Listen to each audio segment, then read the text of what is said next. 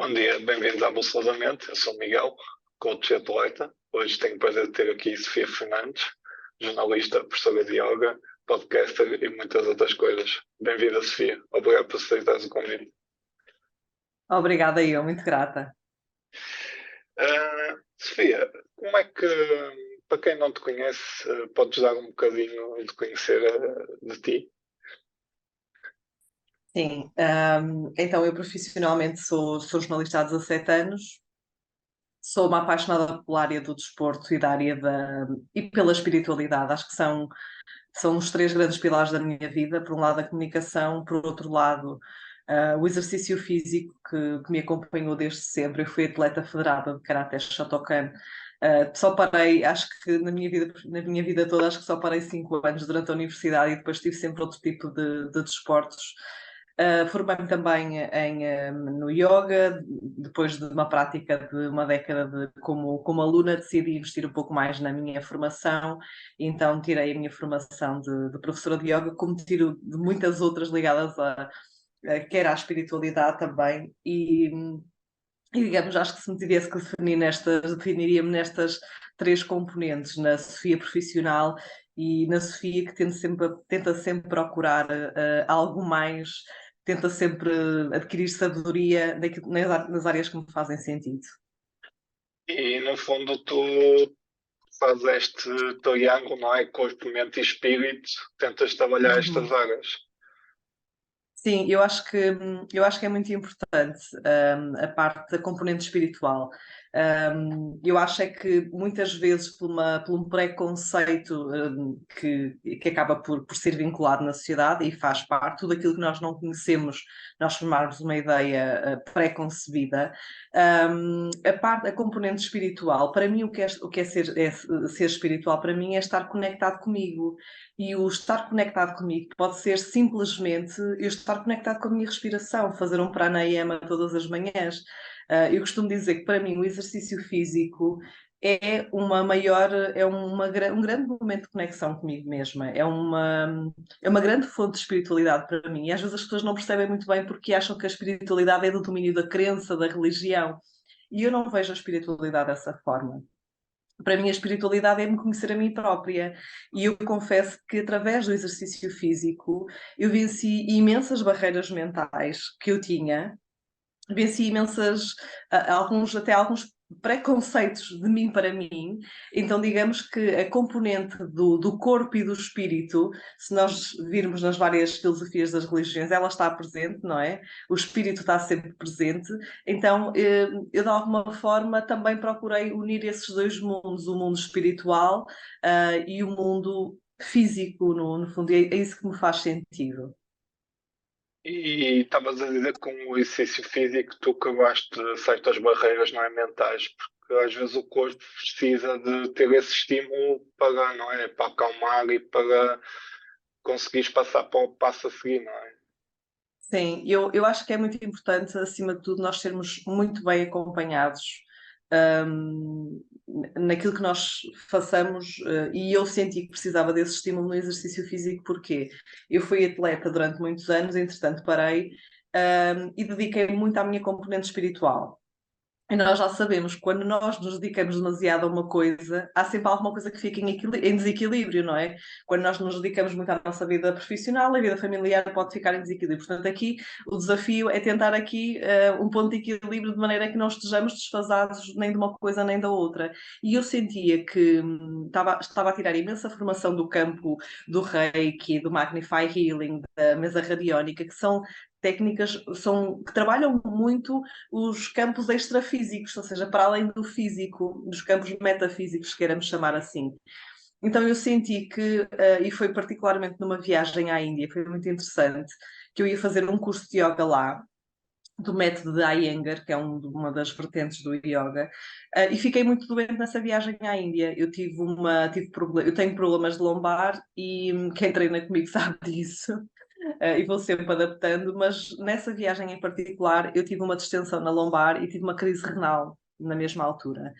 E foi nesse momento, nesse preciso momento, em que eu pensei, ok, eu tenho mesmo que me dedicar ao meu corpo físico, eu não posso estar só a trabalhar na minha parte energética do meu corpo e depois o meu corpo físico não sustentar isso. E isso também era um preconceito que eu tinha, que é, se calhar eu não posso trabalhar estes dois mundos. Não, posso. E na altura que eu decidi fazer exercício físico, retomar o exercício físico, eu tive imensa sorte porque fui a um ginásio onde encontrei logo a pessoa que ainda hoje que é que me segue, que é o meu PT, o Daniel Santos, e eu percebi logo por dois barómetros do meu corpo que ele era a pessoa certa. Eu gosto de me desafiar. Um sítio em que. E eu precisava desse desafio, porque a parte da comunicação e da minha vida profissional é uma zona confortável, e eu precisava de um sítio onde eu saísse do meu local de trabalho e fosse para um sítio em que eu verdadeiramente me sentisse desafiada e fora da minha zona de conforto, onde ninguém me conhecesse, onde eu procurasse fazer uma coisa, porque a minha vida nessa altura, ou seja, há 6 anos atrás, era uma escrava de trabalho, basicamente. Fazia imensos projetos profissionais e estava completamente desligada do exercício físico, completamente. Mas sentia que o meu corpo me pedia, que já não era só a componente espiritual, dos pranayamas, nem do yoga, sentia que precisava de algo mais. E quando encontrei o Daniel, eu na primeira aula perdi os sentidos e na segunda aula vomitei. Eu costumo contar esta analogia. E eu percebi logo, ok, ele é a pessoa certa para mim, porque ele já me está aqui a desafiar, eu estou completamente fora de mão. E comecei a treinar com ele e percebi essencialmente uma coisa, que é o que o distingue de vários professores que eu já tive, é que ele trabalha muito a minha componente mental. E é assim, Miguel, eu hoje em dia vejo os resultados que eu tenho e faço coisas que eu há uns anos atrás dizia assim, isto é impossível, eu não vou atingir estes resultados. E é possível, eu acho é que nós temos que ter, primeiro temos que ter uma conexão com a pessoa que nos acompanha, com o PT, com o coach, o que quer que seja, e depois, no fundo, ele tem que perceber as limitações da minha mente para depois contrariar e eu também fazer o mesmo. Então eu atingi resultados e já fiz coisas que para mim há uns anos atrás era tipo impensável. Ele desafia-me a fazer, eu gosto muito de uma modalidade que se chama Animal Flow, que no fundo junta a minha paixão do treino funcional com o yoga, é assim uma mistura muito interessante, e ele é professor especializado nessa técnica, e ele desafia-me a tirar essa formação, e foi muito engraçado eu perceber que de repente estava numa sala cheia de alunos, e eu era uma jornalista no meio de personal trainers, então achei super curioso o quão fora das minhas águas eu já estava e completamente apaixonada, porque desde aí nunca mais parei. E tu, neste processo, estavas a dizer de arranjares tipo equilíbrio entre, não é, o trabalho e o resto da tua vida. Do que eu tenho-te acompanhado, tu tens vindo cada vez a fazer. Continuas com a tua vida profissional, não é? Mas cada vez Uhum. a fazer mais projetos noutra área, não é? Tanto no yoga, retiros, palestras. Sim, sim, sim, sim. Porque, digamos que eu acho que nós temos muita tendência, e isto também é um pouco a escassez da nossa mente, a achar que nós temos que nos colocar todos em caixinhas. Esta pessoa é daqui, esta pessoa é daqui, assim, e não é nada disso. Nós podemos ser tudo aquilo que nós nos dispusermos a ser. E muitas pessoas dizem, mas tu fazes tanta coisa. E assim, eu cada vez faço menos, porque o meu objetivo é ter tempo de qualidade para mim. Isso para mim é um dos meus maiores desafios, é eu me permitir a dizer não, não, eu vou fazer cada vez menos para eu ter tempo para mim, para não andar a correr nesse corre-corre. Mas o que é certo é que quando eu abraço coisas que digo sim, ok, eu faço, porque são coisas que me completam, que fazem parte de mim, e é muito engraçado que estes mundos misturam-se. Portanto, os meus colegas da televisão sabem as minhas rotinas de exercício, sabem que eu adoro trabalhar à tarde porque vou treinar de manhã quase sempre. Então já me conhecem, sabem quando eu estou a subir as escadas e estou com dificuldade a subir as escadas porque fiz treino de perna. Portanto, isto aqui é como se estes mundos também se abraçassem. E tenho colegas meus que, por norma, os jornalistas tratam-se muito mal. Muito mal. Os profissionais da comunicação, os repórteres de imagem, eles tratam-se todos muito mal. Os editores de imagem, portanto, tratam muito mal. Eu vejo por aquilo que comem, pelos hábitos que têm, portanto, muito sedentários. E digamos que eles sabem este estilo de vida e muitos deles até já fazem, ou ouvem o meu podcast, ou procuram fazer aulas de yoga comigo. Isso já aconteceu, portanto, é super interessante porque eu depois acabo por arrastar também as pessoas do mundo da comunicação para este mundo mais ligado à espiritualidade e ao exercício físico, que para mim é tudo a mesma coisa. E tu dizes que tens aqui, não é, a importância da comunicação consciente. Porque é que é tão Sim. importante para ti? Eu acho que a comunicação, eu digo comunicação consciente, que é eu tento praticar uma comunicação consciente, e acho que nós, os mídia, devemos colocar isso em prática já. Se o estamos a fazer todos ao mesmo ritmo, óbvio que não. E o que eu faço é uma pequena gota no oceano. Quando eu digo comunicação consciente, é trazermos, ao nosso público informação cada vez mais consciente, informação positiva, que acrescenta às pessoas, que abra a perspectiva mental às pessoas. Isso para mim é uma comunicação consciente, é aquilo que eu gosto de trabalhar, é ter cuidado com o impacto. Nós sabemos que a comunicação, as palavras são códigos, e os códigos, um não é diferente de um sim, não é? As palavras têm um código energético, mas quando ouvimos um não, tem uma carga diferente de um sim. Quando ouvimos a palavra alegria, tem um código diferente da palavra tristeza, ou da palavra dor. E o que eu digo como comunicação consciente é mesmo isso, é estarmos conscientes no ato em que estamos a comunicar. E não digo estarmos a escolher as palavras, mas se calhar escolhermos o ângulo com que nós vemos o mundo, que nós sabemos que a realidade que está aqui a acontecer agora não é a realidade como ela é a realidade como nós a vemos. E o papel do jornalista é filtrar a realidade. Portanto, eu chego aqui a este acontecimento e, mediante isto que estou a ver, que é baseado em quê? No meu sistema de crenças, nos meus valores, naquilo que eu acredito, não é? Então, eu vou construir esta narrativa, vou construir esta reportagem. E quando eu digo comunicação consciente, é estarmos atentos a mais outros pormenores, que muitas vezes, infelizmente, os mídias não estão. Nós estamos constantemente a veicular notícias com uma carga energética muito baixa, que é vibramos na tristeza, na dor, continuamos sempre, e por que não trazer à antena conteúdos positivos que acrescentem, que inspirem? É um trabalho, eu acho que é um trabalho que vai demorar muitas gerações, não é? E eu tenho esta consciência pelo trabalho espiritual que tenho feito, e as pessoas dizem-me assim, como é que uma jornalista, como é que uma pessoa que se dedica à espiritualidade trabalha numa televisão?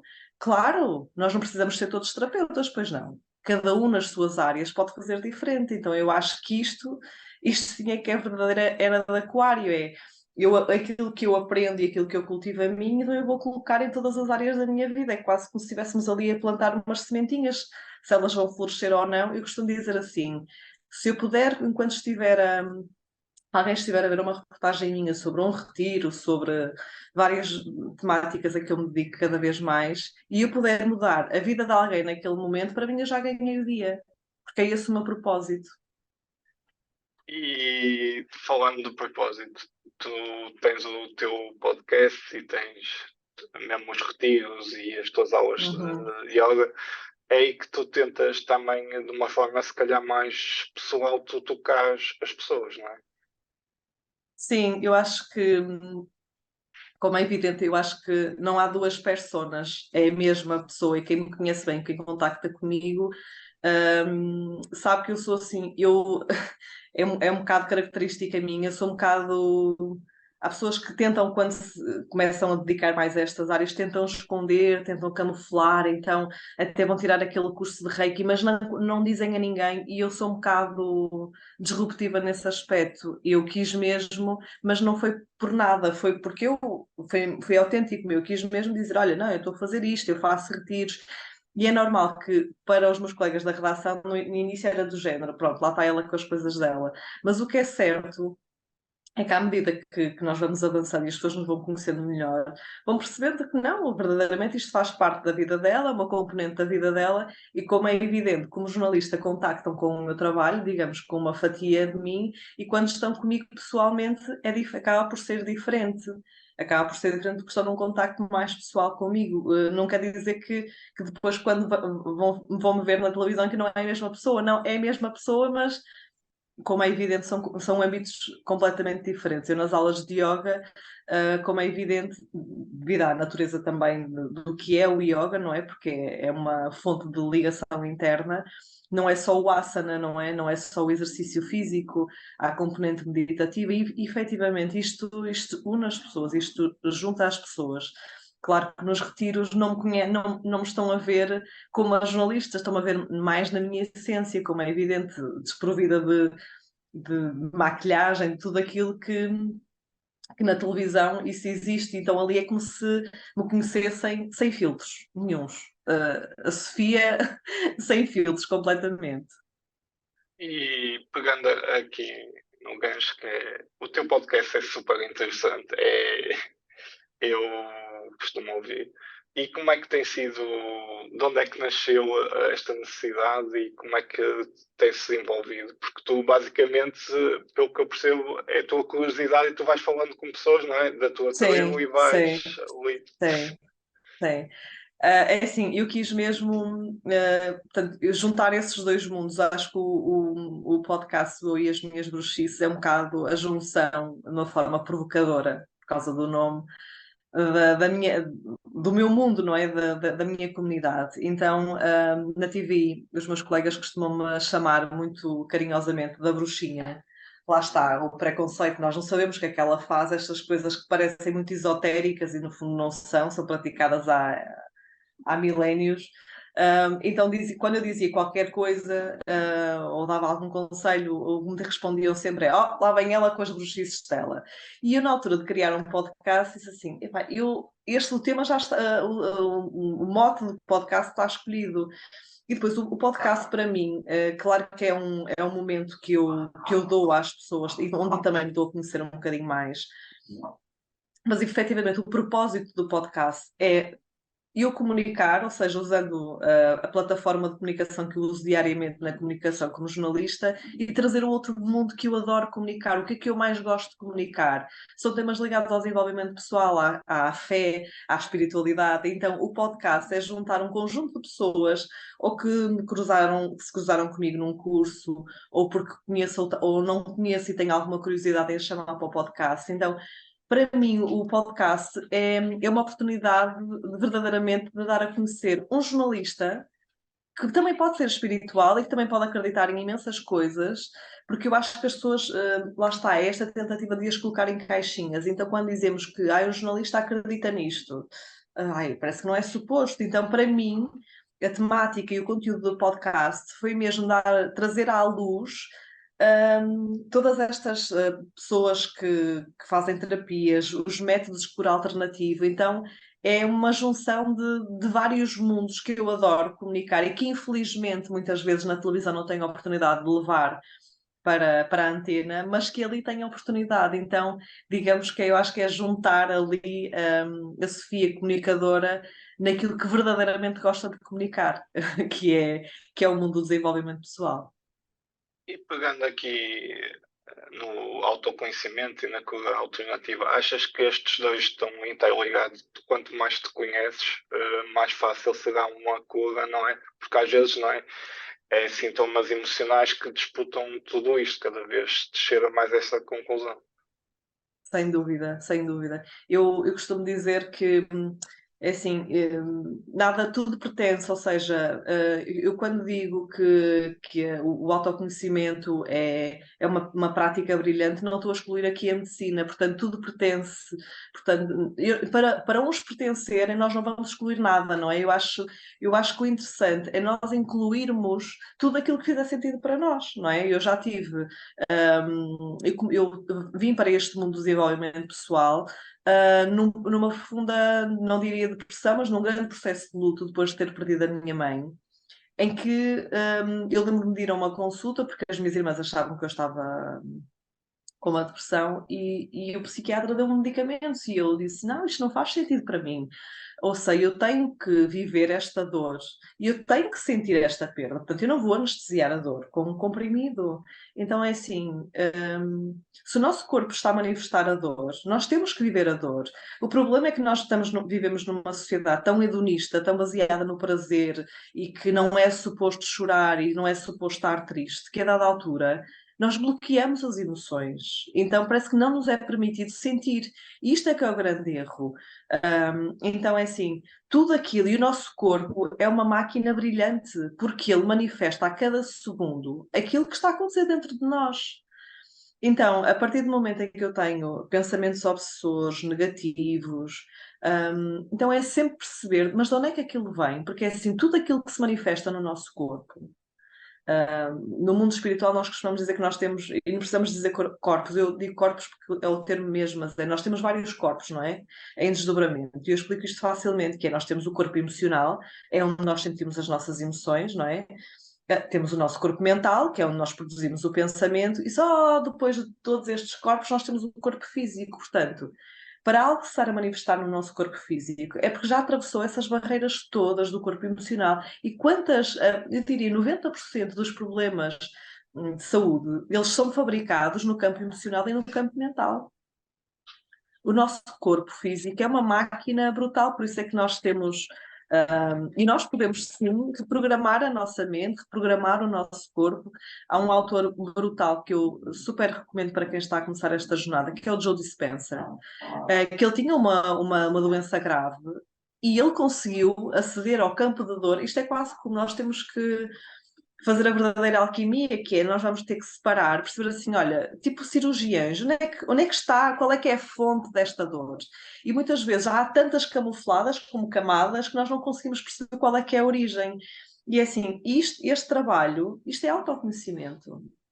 Este trabalho, e lamento, mas não pode ser feito por ninguém externo. Tem que ser feito por nós.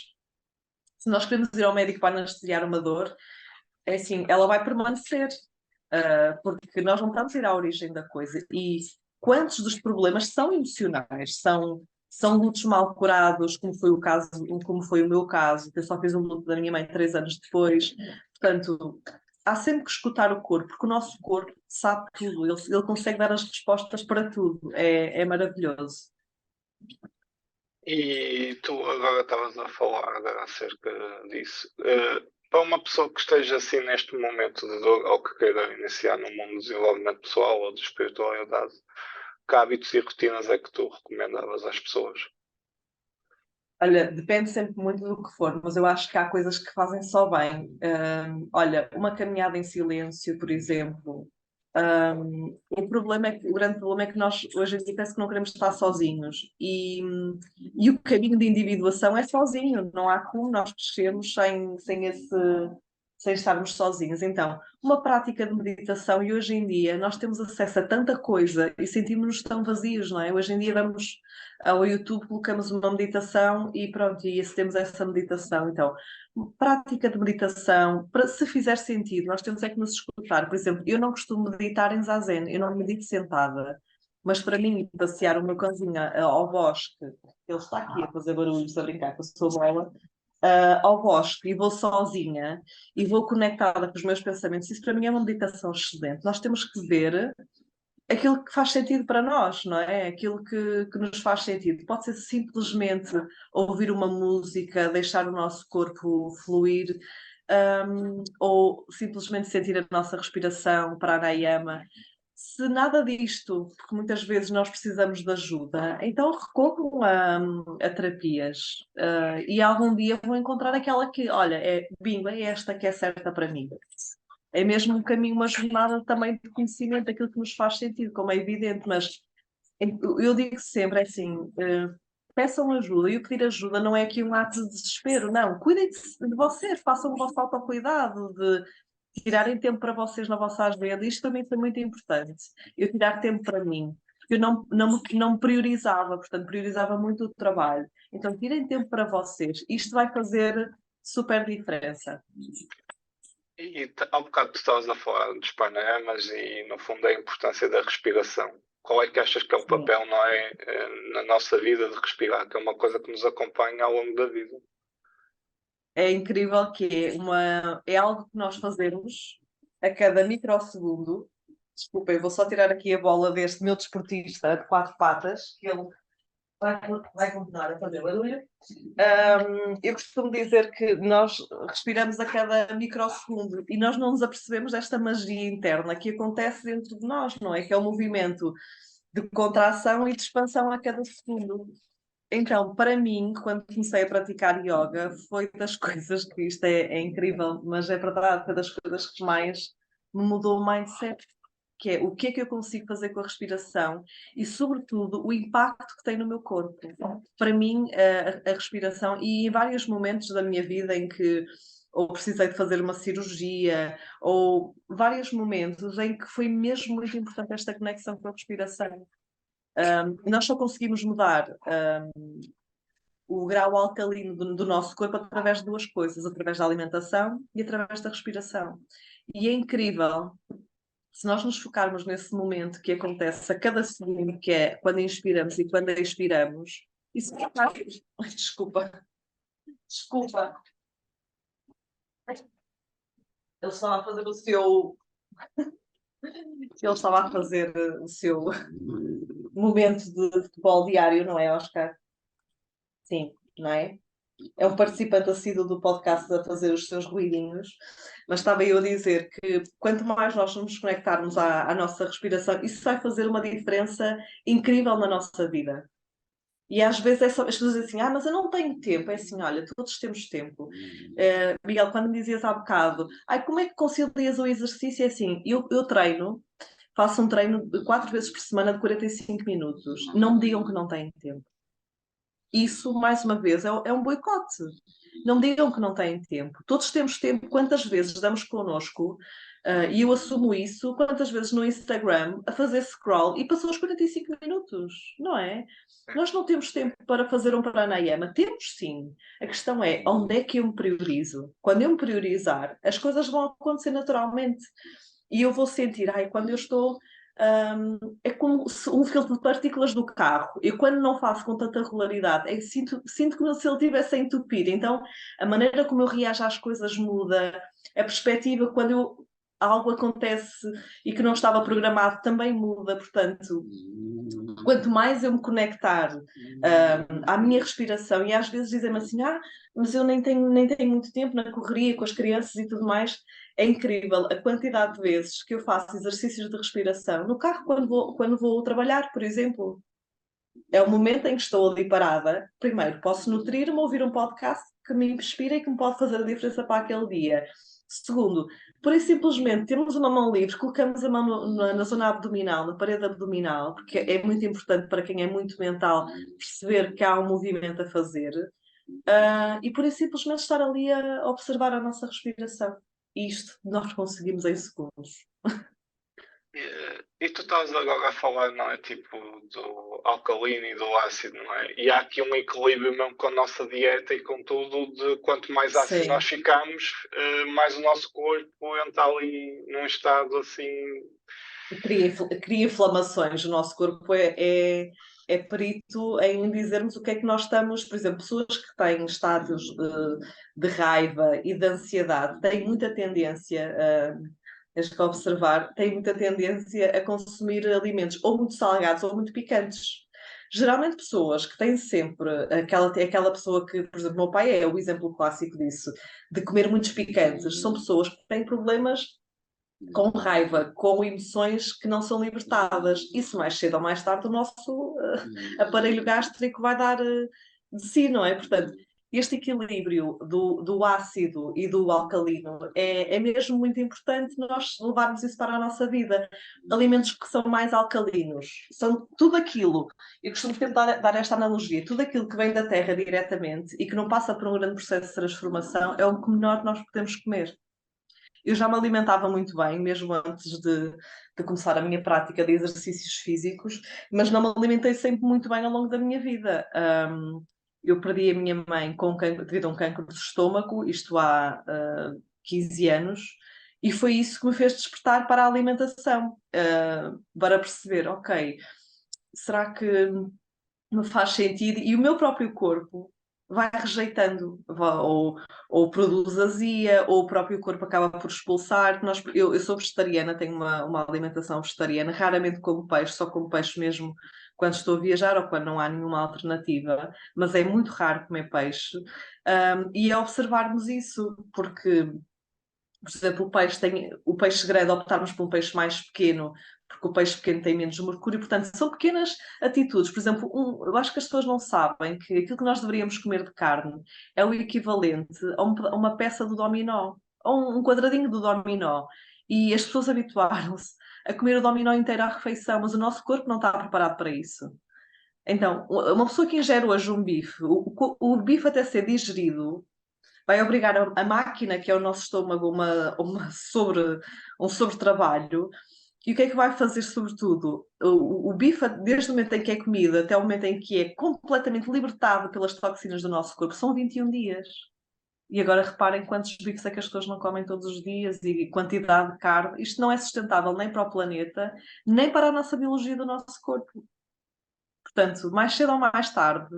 E tudo isto é consciência, dizer assim, porque é que eu hei de comprar, por exemplo, os espargos enlatados? Se eles lá estão enlatados, é porque a quantidade de aditivos que eles têm para estarem ali viçosos e frescos da vida. Claro que quando chegam ao nosso organismo já não têm propriedades nenhumas. Então é consumir o mais próximo de nós, porque é o mais fresco, orientado para as estações, porque nós até podemos comer uma papaya, agora podemos comer que estamos no verão, mas uma papaya para o nosso corpo, que no inverno, o nosso organismo não vai digerir a papaya, não, as estações são maravilhosas para o nosso corpo, porque elas dão exatamente os nutrientes que nós estamos a precisar neste momento. Não faz sentido nós estarmos a comer desfasados da época e também pensarmos no impacto sustentável que isso vai implicar, que uma papaya vem de avião, portanto, quanto menos nós consumirmos e tivermos esta consciência, eu acho que são hábitos que são muito bons. Aqui nós estamos quase a chegar ao final. Eu queria te fazer, Uhum. são mais duas perguntas, respeitando o teu Uhum. tempo. O que é que tu pensas aqui do poder do subconsciente? Que eu cada vez mais penso que muito do trabalho que nós fazemos no desenvolvimento pessoal é Uhum. trabalhar esta parte, não é? Que está aqui adormecida, mas é tipo um enorme iceberg que quase É, nos é controla. muito giro falar sobre isso. Sabes que eu acabei agora uma formação maravilhosa sobre o inconsciente, não é? Que é a psicologia sistémica, a visão sistémica baseada naquilo que o Bert Hellinger, no legado que ele nos deixou. E o que nós estudamos nas constelações familiares, na consciência sistémica, é exatamente o inconsciente. O inconsciente, digamos, tu usaste a expressão que eu costumo explicar, que é do iceberg. Portanto, na ponta do iceberg está só o pré-consciente e o consciente, que são só 3%. Tudo abaixo, 97%, nós somos regidos pelo nosso inconsciente e nós dizemos que controlamos tudo. Nós não controlamos nada. Nós, assim que descemos numa determinada família, é como a aplicação de um telefone. A minha professora costuma dar muito esta analogia. Então, nós vemos com programas, com aplicações instaladas em nós, e isso é o nosso inconsciente. Agora, como é evidente, dá muito mais trabalho a trabalhar, mas é aí onde nós temos que ir, porque é aquilo que nós não controlamos. É aquilo que não está à superfície. Então nós dizemos assim, eu tenho esta sensação assim, eu tenho este medo assim, eu acho que vai ser assim a minha vida. Claro, isso é o teu inconsciente, isso é a linguagem do inconsciente. Então, quanto mais nós acedermos a essa linguagem do inconsciente e trouxermos à luz, é um grande trabalho. E que mensagem final tu gostarias de deixar às pessoas? Olha, eu gosto sempre de deixar uma mensagem de autocuidado, porque acho que é isso que os ritmos da sociedade moderna nos impõem, que nós temos que ser os melhores profissionais, as melhores mães, os melhores esposas, os melhores maridos. Então, eu acho é que nós temos muito que esvaziar a nossa mente das nossas próprias autoexigências. Não quer o outro, ok? O outro só nos está a mostrar aquilo que eu não consigo ver em mim, não é? Então, aquilo que eu mais, em todas as palestras termino assim, que é: invistam tempo de qualidade em vocês. Não é caro fazer uma meditação em casa. Não precisam de muito tempo para fazer um pranayama. As caminhadas, temos um país lindíssimo para fazer caminhadas. Eu vou mesmo agora fazer uma caminhada com uma amiga minha, portanto, invistam no vosso próprio autoconhecimento. Isto não é nada de esotérico. E aquilo que fizer sentido para vocês, para o vosso corpo, porque o vosso corpo responde a cada segundo, abracem esse desafio e invistam em vocês na espiritualidade, nas caminhadas, no exercício físico. Aquilo que eu costumo dizer sempre a mim é: procura, é confortável, está confortável aqui? Já está confortável neste patamar? Então vamos lá para um sítio de desconforto, porque é aí que nós crescemos. É no desconforto que nós crescemos. Enquanto estivermos no lugar de conforto, nós não vamos sair das nossas metas, vai estar sempre tudo igual. Portanto, nós chegamos e assim, ai que maravilhoso, a nossa mente adora, não é? Porque é um lugar que não conhece todas as hipóteses de saída, aqui é a porta de saída, aqui tem outra, mas não, procurem sempre desafiar-vos naquilo que vos coloca no verdadeiro desafio, porque é aí o Tony Robbins, o Anthony Robbins, que é um dos meus autores preferidos, costuma dizer que momentos difíceis fazem pessoas fortes e momentos positivos e de alegria não fazem pessoas fortes. Há pessoas que nós vemos que passaram por muito na vida e são pessoas fortes, determinadas, e há pessoas que tiveram uma vida muito leve e que parecem uma pesadez, tudo, o mundo é tudo, são todas vítimas, então o problema é tudo dos outros, e os outros é que são maus, e a sociedade é que são maus, então vamos reduzindo a nossa vítima interna, porque é que nos alimenta o nosso ego adora ser vítima, e vamos focar em nós. E vamos procurar fazer diferente a cada dia. E mesmo que hoje não consegui fazer nada, não tem mal, faz parte. Amanhã voltamos a tentar. E é assim. Obrigada. Olha, queria te agradecer pelo teu tempo e pela tua mensagem que tu espalhas no mundo Obrigada. e continuas a motivar as pessoas em busca da sua melhor versão. Obrigada, Miguel. Um grande beijinho. Muito obrigada e parabéns pelo teu contributo neste podcast. Obrigado, gratidão, Sofia. Gratidão. Obrigada.